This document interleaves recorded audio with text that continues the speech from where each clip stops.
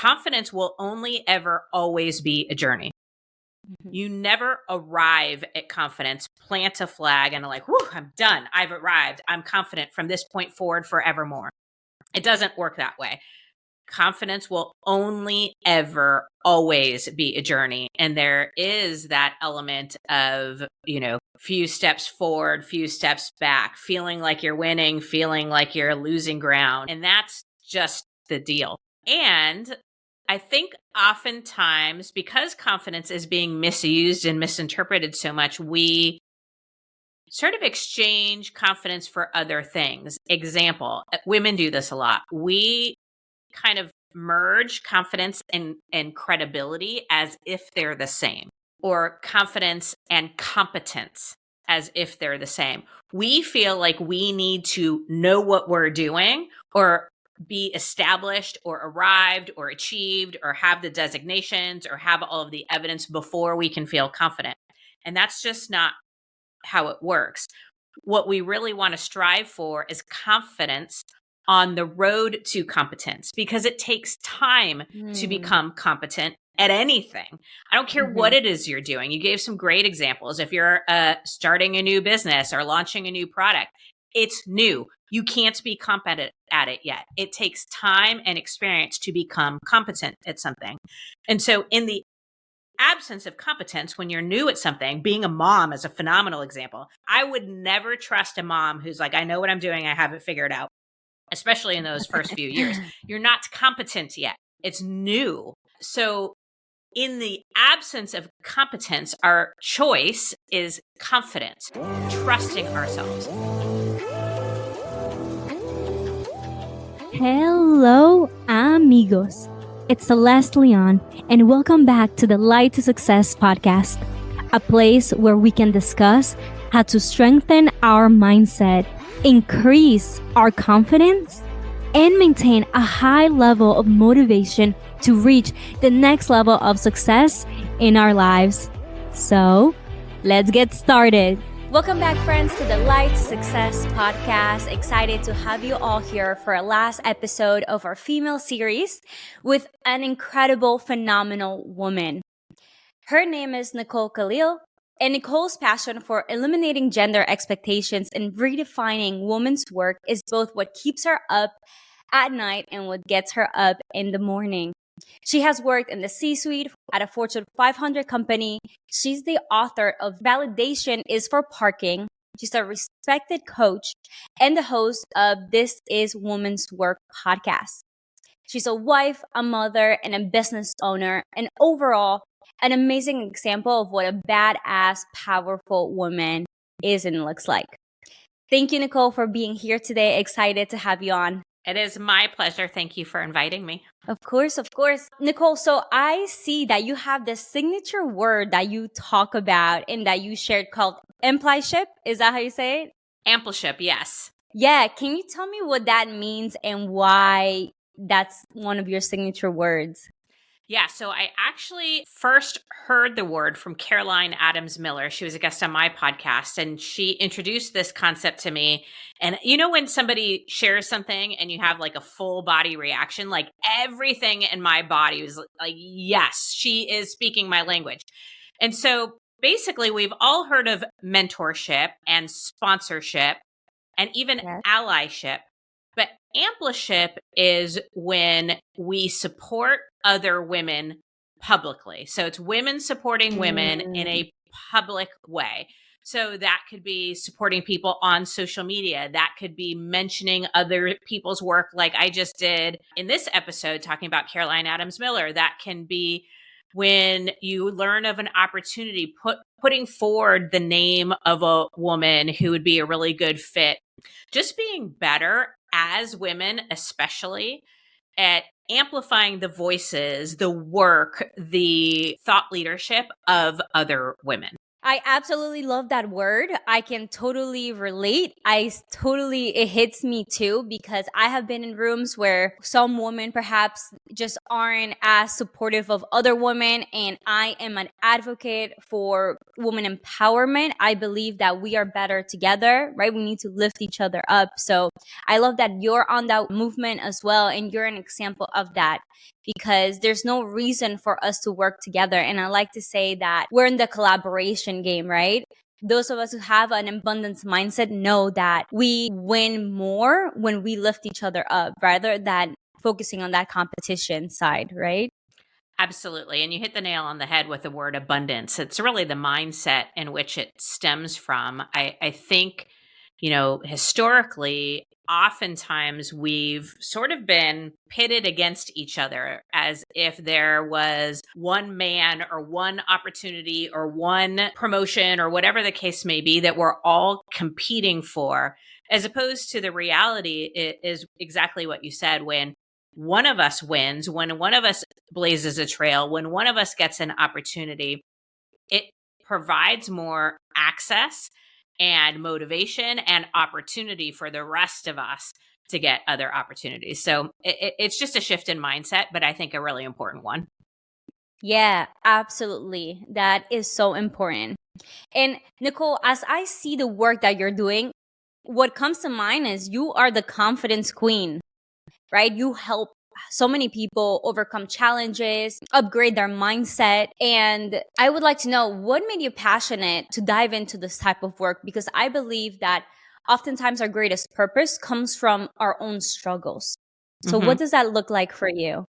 Yeah, I couldn't agree more. I find so often that our purpose or the work that we do or our passion is really grounded and stems from our pain. It's usually a struggle, as you said, or a lived experience that we want to get better from. So same is true for me. I worked, as you mentioned earlier, at a Fortune 100 company, and I was almost always the only woman in the room or one of very few. And so everything I learned about what it is to be professional, what it is to be successful, and what it is to be confident, I learned early on from a very masculine lens. Now, I'm not saying that that's bad or wrong. It just was a challenge for me being a woman in that world. And so I struggled a lot with figuring out my place and how to be authentic and show up as my best and fullest self. And so it sort of stemmed from this period of time in my life where I looked really confident. From the outside looking in, people would have thought I was an exceptionally confident person. I presented really confidently and very much, again, in that sort of masculine realm. But the reality is the way that it looked on the outside and how it actually felt on the inside was polar opposites. I Mm-hmm. got the biggest promotion of my career, and it was at that time where I had the least amount of confidence. I actually even say at that point, I didn't know what confidence was. I was just certain I didn't have any of it. And so it became a personal quest to figure out what confidence is and to build my own. And in doing that, it was something that I wanted to share forward with other women for sure, but just people in general, because I think we would all benefit from having increased confidence. Yeah. Oh, that's amazing. That's such an interesting story because, I have experience in corporate as well. And for a little while, I was in the asset management, private equity world. And let me tell you, it's Yeah. So, really, really male dominated. yeah. Absolutely. Yeah. So I was in finance too. That was my Yeah. industry. So, Yeah, I totally hear you. I love that you said that, right? It seemed like you had confidence, but internally, that's not what it really looked like. And I was actually on Instagram earlier today and I saw this picture of a carrot, right? And they put two carrots next to each other. And you know how a carrot has the little plant, the herb that comes Yep. out of it? Yeah. And it shows how real confidence is like a little herb, but inside on the earth, right? The carrot is really, really big. So true confidence, right, is more about what the inside looks like and perhaps more of like ego or that false confidence is this huge herb, the plant side, but the carrot's really little. Yeah. So can you tell me about your story of how you built confidence and what it really takes to do that inner work? Yeah, so I love the carrot analogy. I'm going to absolutely borrow that from you because that is fundamentally true. So much of what we are taught or what we see is about how to look confident as opposed to how to be or become confident. And real confidence actually will express itself externally, but it's built internally. So kind of like that carrot, you want the bigger part to be the internal piece, the part that doesn't really matter how it looks on the outside. And you might get that little expression of confidence on the top. But so much of the messaging we receive about confidence is really focused on that top part that we actually see. So to answer your question on how we build it, there are lots of ways, but ultimately what we're talking about is building internal trust. Because what confidence is firm and bold trust in self. That's it. That's what it means to be confident. And so when we talk about building confidence, what we're ultimately doing is building internal trust in and for ourselves. That's what confidence is, which again may not sound like a huge distinction, but if you think about all the messaging about products or things to do or ways to look and that we're supposed to feel confident because of it, that is mixed and false messaging, because unless it's building your internal trust, it's not building confidence. It might make you look more confident, but it's not going to make you be or become more confident. So I could go into more tactical ways if you'd like, but that's fundamentally what we're talking about here. Yeah, I totally love that explanation. And like you said, it does seem simple, right? But it's really not. It's a lifelong journey that we're constantly working on. And what would you say are the habits of a confident woman, a woman that's continuously working on that and prioritizing that relationship with herself? Again, you're right on track. It's about habits and it's about practicing. Practice makes progress, right? And so that's the way we get good at literally anything we want to be great at, as we practice our way into it. And so there are 5 confidence builders or 5 habits or things that we could be doing on a regular basis that will build our confidence. The first one is action. Action builds confidence, and we can't think our way into confidence. We certainly can't hope or buy our way into confidence. We must get into action. So little risks, one foot in front of the other towards what matters. Really being in action is a primary way to do this. It's kind of like, again, back to that message of trust. We have the expression actions speak louder than words, right? We trust people more when their actions align with what they say, not just when they say it. The same is true for internal trust. So action builds confidence, failure builds confidence. And really what I mean here is the choices we make in the face of failure or fear or doubt. I think sometimes we misinterpret that people who are confident don't experience failure or don't feel fear or don't have doubts. And that is unequivocally not true. The most confident people have those things, maybe even more or at a bigger level than the average human, but it's what they do, the choices they make in the face of those fears that is a really big distinguisher. Again, having trust in yourself in those moments is really important. Giving yourself grace, the way we talk to ourselves about ourselves. This is about our mindset. That really matters. Getting in the habit of choosing confidence. A lot of us think confidence is a feeling as opposed to a choice. And confidence is certainly a choice that we can make anytime we want. So practicing that. And then there are a lot of internal tactical things that we could be doing to build trust. I don't want to overwhelm people. What I would tell you is trust is a journey, right? It's a long term. It's a marathon, not a sprint. And so practicing and picking one thing and starting there, getting into action there is going to make a big difference versus trying to tackle it all at once. I absolutely love those habits and like the different categories you went into. They're all so important, but I think one of them has resonated with me the most at this stage in my life, because in my confidence journey, Nicole, I used to be not that secure in myself. I migrated from another country. I had to learn a whole new language, start over, go to new schools again and again and again, right? So those things definitely affected who I was and how I wanted to show up, right? But then in my early 20s, after working on it for a while, I definitely grew into a very confident woman, and I was so proud of everything that I was accomplishing at a such young age that I was standing out in every room I walked into. So confidence is something I have prided myself in. And lately, last year, I have been shaken a little bit because I have experienced new things, new challenges that have perhaps poked at my self-esteem in my new relationship, new environments, new level of business growth, new relationships. And I've realized, whoa, there's still work to do. Just because I accomplished my early 20-year-old confidence, life evolves. And I'm sure we could talk about motherhood, right? That's another level of confidence you have to accomplish. So I was just like, as I go through new hardships in life, because we all have like our childhood traumas, right? That really define us.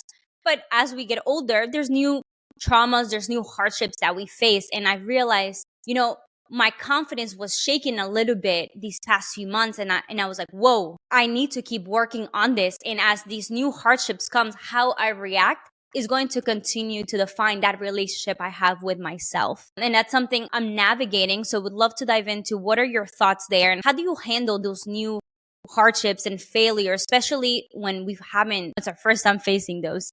Yeah. So first, I want to jump through the screen and hug you.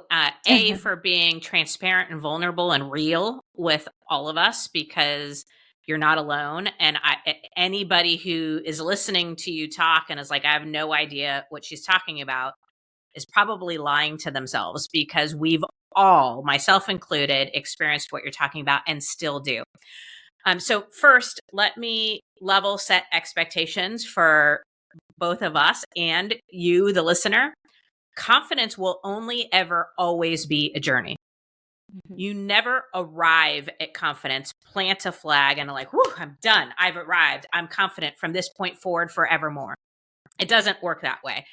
Confidence will only ever always be a journey. And there is that element of, few steps forward, few steps back, feeling like you're winning, feeling like you're losing ground. And that's just the deal. And I think oftentimes, because confidence is being misused and misinterpreted so much, we sort of exchange confidence for other things. Example, women do this a lot. We kind of merge confidence and credibility as if they're the same, or confidence and competence as if they're the same. We feel like we need to know what we're doing, or be established or arrived or achieved or have the designations or have all of the evidence before we can feel confident. And that's just not how it works. What we really want to strive for is confidence on the road to competence, because it takes time to become competent at anything. I don't care what it is you're doing. You gave some great examples. If you're starting a new business or launching a new product, it's new. You can't be competent at it yet. It takes time and experience to become competent at something.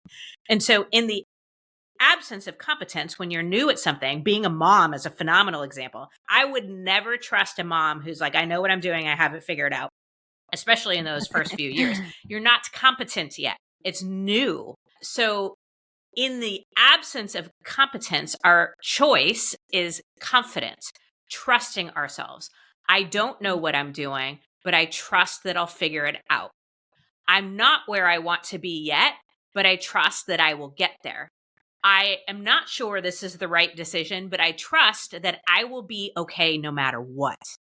That's confidence. Confidence isn't what happens at the culmination of something. It's something you choose along the way. So to your personal example is reminding yourself of all that you've accomplished and the times where you didn't feel credible or competent at something yet. So for example, learning a new language.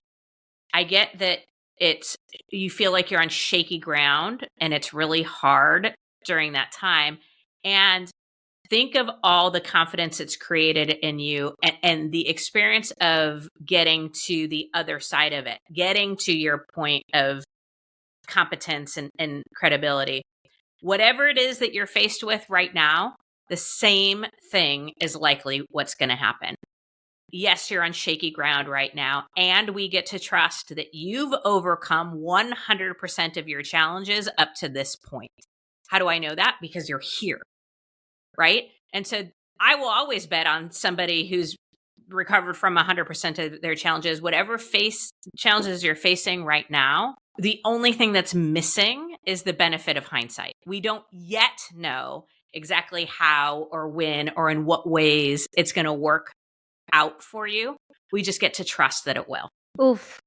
Boom. So powerful right there, Nicole. That was beautiful. And I love those quick affirmations you shared a little bit ago regarding trusting yourself even when you don't know exactly the path that you're on and you're trying to figure things out. And I love that you're emphasizing the point in the business example that competence takes time, but just because you may not have all the competence in the world does not mean that you cannot be confident in who you are in the journey that you're on. That is beautiful. And let me add just one quick point too, especially in business. It's really interesting. The research is very clear on this. People will always follow the most confident person in the room, even over the most competent person. And I don't actually think that that's a good thing if you think about it. We should always follow the most competent person, right? The person who has done the research, who knows, who has the experience or whatever. But the reality is, as humans, our tendency is to follow the most confident person. And so in business, especially, it is important to remember that it is confidence on the road to competence, and that that's actually what's going to help attract and generate business for us. That is so true, and something that we forget about. And Nicole, I was on a panel discussion earlier today, and one of the things I spoke about was, for instance, in the Latin culture, and perhaps, maybe some people can relate even if you're not Latin. As women, we're taught to be humble. Don't talk too much about all the amazing things that you're doing. Don't show off. And that's something I've had to rewire my brain from believing and staying in that mindset, because I cannot not speak about the amazing things that I'm doing if I want to go far, if I want to impact people. So what are your thoughts on that mindset shift? Yeah, so I talk about this a little bit in my book, but sometimes people ask me, why aren't women as confident as men? And the research is clear, generally speaking, especially from the ages of 10 to 50, 60, women are not, generally speaking, as confident as their male counterparts. We were not born with less confidence, but we've been socialized to disconnect from our confidence at a much higher level. And there's so many things that are contributing to that. For sure, culture. For sure, religion. For sure, media, advertising, social media. For sure, our family units. For sure, I mean, the list goes on. It goes endless. on. Yeah. And I am half Mexican. And so I absolutely have experienced on my dad's side of the family, where I have 52 cousins and 8 aunts and uncles. I have experienced the difference in what it means to be confident and what it means to be a young woman or a woman in general, as opposed to, I'm also half German, and that has its own very different. And so navigating through all of that is very challenging for all of us, not just for me, not just for you. We all come to adulthood and confidence with our own story, our own challenges, our own trauma, our own, all of that. At some point, I think it's about, I'm going to use the word responsibility. At some point, we get to a point where we acknowledge, this is what I was taught. This is what I was exampled. This is what I saw. And now that I'm an adult and I'm responsible and I have ownership of my life and who I am, I get to choose differently. I get to choose better. I get to choose what feels true and right and authentic to me. Now, I'm not saying that's simple or easy. I'm just saying it's, I think, our greatest opportunity is to really decide, okay, this is what I saw. Is that what I want for my life? Does that feel right for me? The example I often think is, in my upbringing, there was a lot of exampling that women's place was in the home, very specifically in the kitchen. I can remember my grandmother cooking for every single one of us as if it was a restaurant. I would walk in and I would want tamales, and my cousin would want this. And she just would make what we wanted.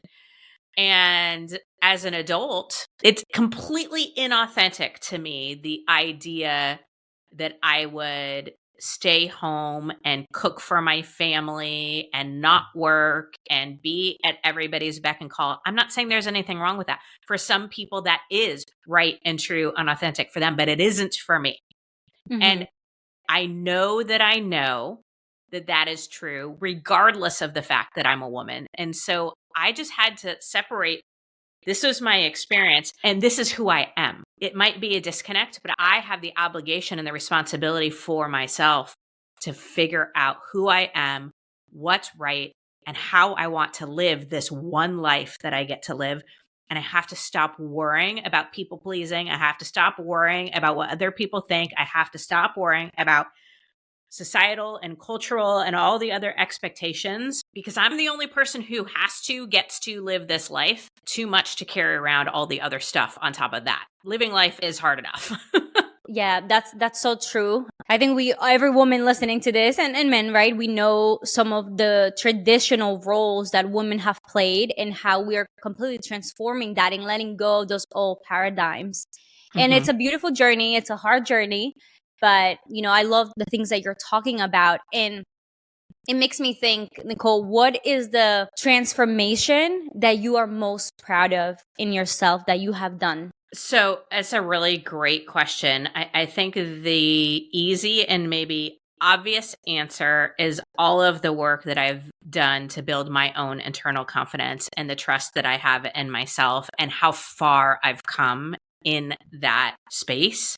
It is still a journey, and I definitely have periods and moments and times where I don't feel at all connected to my confidence, but I'm able to get there faster, and I don't fall so much into despair as I used to. And I have built a much better relationship with fear and doubt and failure than I ever had before. I will also tell you, the one that's still a journey for me and a very much a work in progress that I'm choosing to build pride in with myself is focusing more on gratitude and appreciation for my physical body. I think as many women can relate to, I have spent many, many, many years thinking about all the things that are wrong with my body, all the things that I would wish I could fix, all the things that need to be tightened or lifted or emphasized or sucked in, or all the things.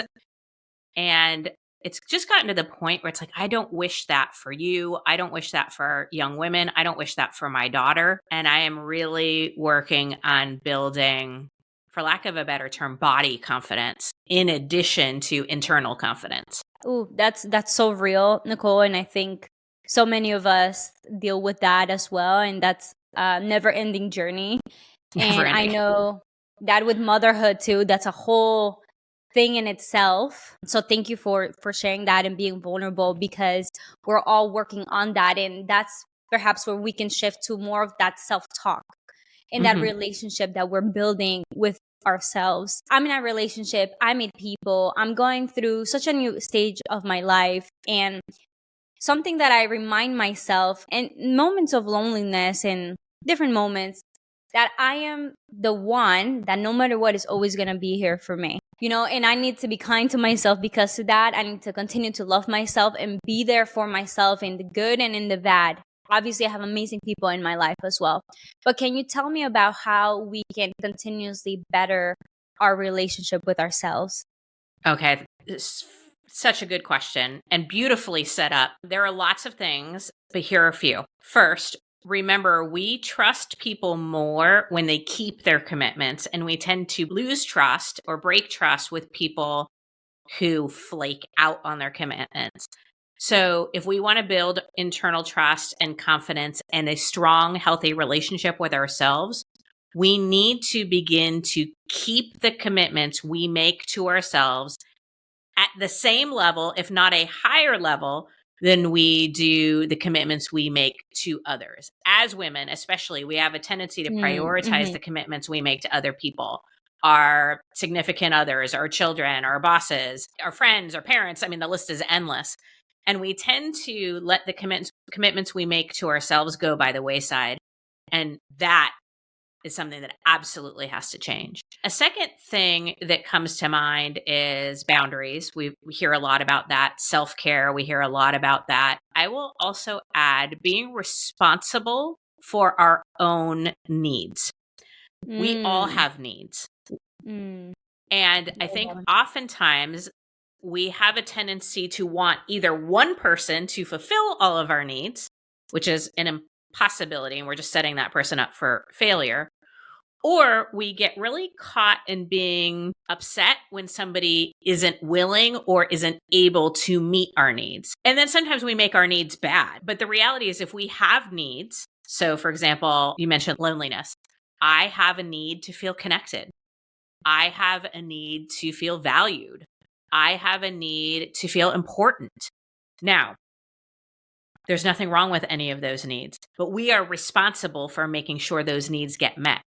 So maybe I look to my husband or my sister or whatever, and I say, I am noticing that I have this need. I need a little bit more affection, or I need whatever. Now, his opportunity is to say, yes, I can meet that need, or these are the ways that I can meet that need, or no, I can't meet that need. But that doesn't change that I still have the need. So if he's not able or willing, then I need to go figure out where else I can get. Then maybe I go to a friend. Maybe I join a study group. There's so many opportunities to feel connected and important and valued and all of that. But far too often we basically say, I have a need. I'm going to put the responsibility on somebody else to meet that need. And if they don't, then I'm going to just be really upset about it.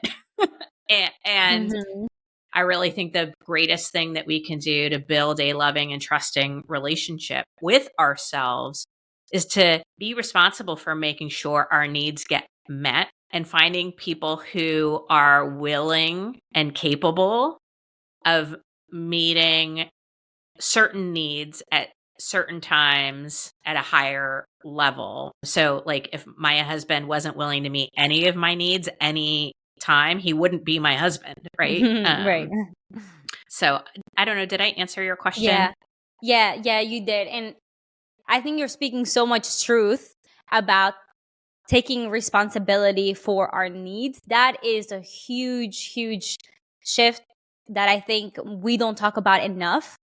Like you said, I think most of us are constantly just trying to put that responsibility on other people, whether it is friends or our partners. And that's definitely something that I've been working on, and taking extreme ownership for who we are and what we want.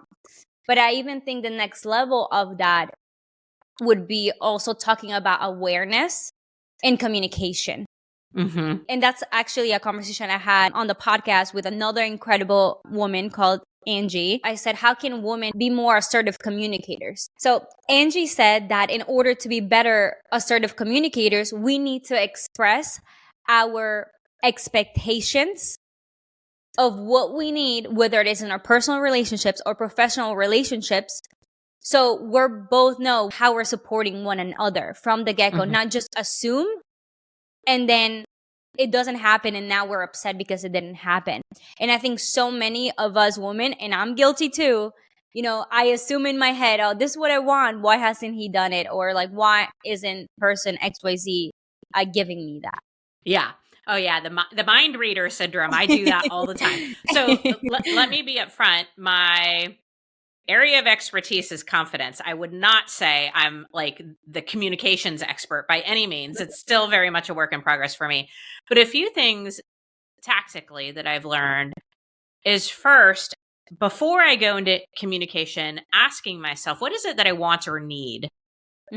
Right? So do I need support? Do I need somebody to listen? Do I need problem solving? Do I need a truth teller? Do I need somebody to challenge me? What is it that I want or need? And then first, picking the right person, the person who's likely to meet that need. And then forget the mind reading thing. I do this with Jay, my husband, a lot. I'm like, I have this problem. I'm looking for you to help me problem solve. Here we go. Or oh God, this thing happened today and I need you to get pissed off with me. Sometimes that's what I need. I want I love that. I get all pissed off about something and I need somebody to get along and be like, yeah, they're an idiot. You should, sue them or whatever. I'm not going to do that. I just need somebody to like jump in with me. Now, Jay is great at a lot of things, but he's very even keel. I'm the feisty one in the relationship and he's very even. And so sometimes when I need somebody to get really pissed off at me, I have to acknowledge he might not be the right person for me to go to. Who do I go to? I have a friend who will jump right on the, I call her my hide the body friend. Like if ever the need arises, she'd be the one to help me hide the body and she would assume they deserved it. She's just one of those types of friends, right? And so that's my go-to person. So I think before we even get into assertive or effective communication or choosing the right words and the right tone, which of course all matter. Yes, true. I like to even, and I don't do this effectively always, but I like to just check in with myself. What is the purpose of this communication for me? What do I need? What am I trying to accomplish? And am I going to the right person? And am I being upfront without them having to, mind read or figure out what this might mean?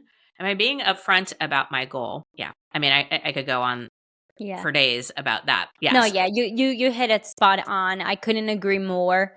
And that's when I think of a confident woman too, right? She speaks her mind. She knows what she wants and she clearly communicates it.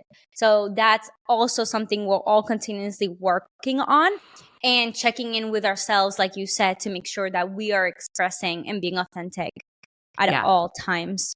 Yeah, because those are other great ways that you can build internal trust. Speak your mind, speak your truth, right?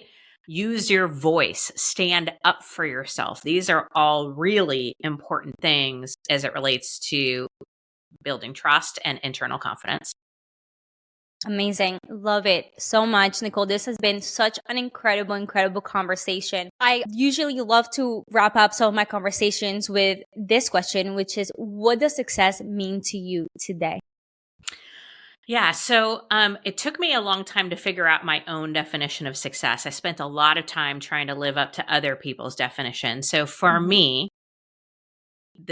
when I feel successful is when my relationships are strong, the relationships that matter most, right? With my husband, with my daughter, and my close family and friends. My relationships are strong. My health is a priority, physical, mental, emotional, financial. And I'm, keeping my commitments to myself in those spaces. And that my business is having measurable impact. And I have quantifiable ways that I do that. If those things are happening, I feel pretty successful. That's amazing. And do you feel successful right now? It depends on the moment. Mostly, most of the time, yes. There's always something that I'm, tooling with a little bit. But yes, I would say generally speaking, I feel very successful. Amazing. I love that definition. And I love it because you're looking at it holistically, right? And not just from one list of just wealth or just this, just that. So thank you so much for sharing that. This has been such a wonderful conversation, Nicole. I appreciate everything you have shared today. Is there any last advice or last words that you would like to share with our audience today? There's an expression that gets used a lot in business and with confidence that says fake it till you make it. And I would just encourage you to replace that expression with choose it until you become it. Choose confidence, choose to trust yourself moment by moment if you have to. And eventually the feeling will catch up, but you choose it first and then you become it. So choose it until you become it. Amazing. I love that. Do that, everybody listening. And then don't forget the habits that she shared about action, how you react to failure, improving our self-talk and giving grace to ourselves, choosing confidence, and more of the mindset tricks that she also spoke about. Thank you so much, Nicole. This has been amazing. I will be sharing all her links in the show notes. She has an amazing podcast as well. Follow her on social media. I hope you enjoyed this podcast. You feel inspired. Thank you, Nicole. And let me add too for your listeners, if they go to my website, NicoleKalil.com, I have a link to a 40+ page confidence building workbook that goes through all of those things plus a lot more if you are looking for something actionable and something self-paced that you can use. And we have that up through, I believe this episode's coming out in March. We have that up on my website through the end of March. All you need to go is go to NicoleKalil.com and you can download that for free. Amazing.